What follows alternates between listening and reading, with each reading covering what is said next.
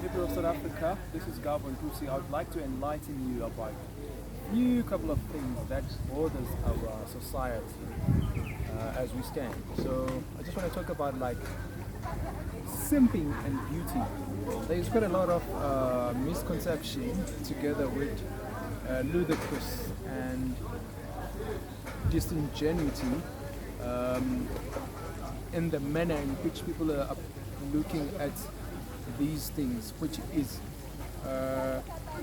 simping and beauty. Simping and beauty are not pure components, are not key components that keeps a relationship robust and healthy.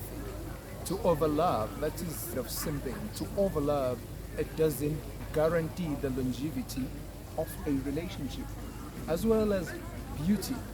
Just simply because you're so extremely beautiful in a larger degree, far by extension, it literally doesn't give the guarantee that just simply because you're beautiful, a man will clinch, a man will devote, a man will subject his life unto you, just simply because of only beauty. There are other primary driving factors that tribute in the longevity and the robustness of a relationship. Let me talk about some ludicrous and lunatics that people predicate their relationships on. Like for instance, if I could just make a typical example, this fiction and delusion of 50-50%, ever since the dawn of time, ever since the genesis of time, women were voluntarily choosing to date males who are substantially earning higher than them ever since the dawn of time, and it hasn't changed. Even at this particular moment, it hasn't changed. Women are always incentivized to date people who are substantially earning higher than them, people who are stronger than them, people who are financially ahead of them. They can also prefer to date guys who have some cognizant, intelligent at some point somewhere, somehow, than as compared to them. So there is a lot of discrepancy in a relationship. So people can literally assume that it's about 50-50%. Here is another thing that I should correct here, that a woman who is a working class, I'm referring to a proletarian, if a woman is a working class, that gives her a right to be high value man. Why am I saying this? It literally doesn't. Just simply because men in general, they don't care about a woman's income. Why? Because women, they don't take responsibilities when they are in a relationship. If a woman is in a relationship and has been given all rights, women would prefer to live life on easy mode. So this delusion and fiction of saying it's better if a woman is working, it is totally ludicrous. We should put sunglasses for it. If we could just dive deeper into that in trying to assess and evaluate what does that mean. It means they just want to be, just in case if things go south, if things doesn't work in a relationship, then they have something to lean on, to rely on. But it's not because they want to be working class to chase their careers so that they can support in a relationship.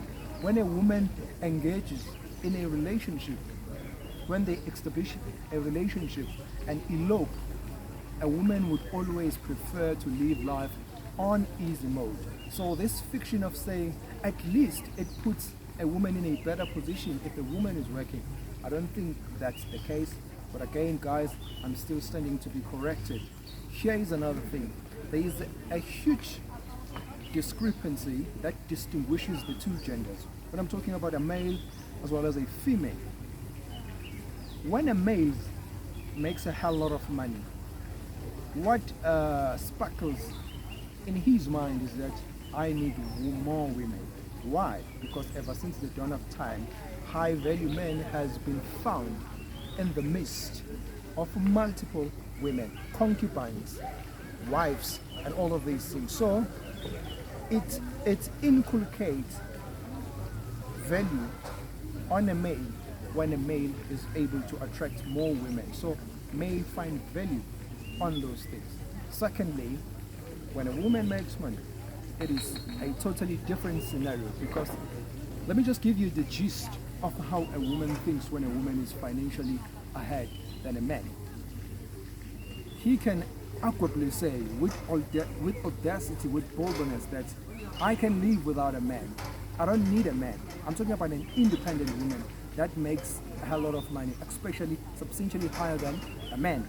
That woman would strongly say with audacity, with boldness, that I don't need a man. I can live without a man. So it's totally different in approach. So these two genders cannot be equal, even if they can have things that matches them equally, just simply because of the behavioral patterns, characteristics, and moral ethics, attitude, behavior. Their approach is totally different, even if they could have equal possessions, equal resources, equal wealth. But the manner in which they look at these things and the manner in which it drives them is totally different. I've just sort of made myself clear. Thank you very much. Have a lovely day. This is Gabo Tusi.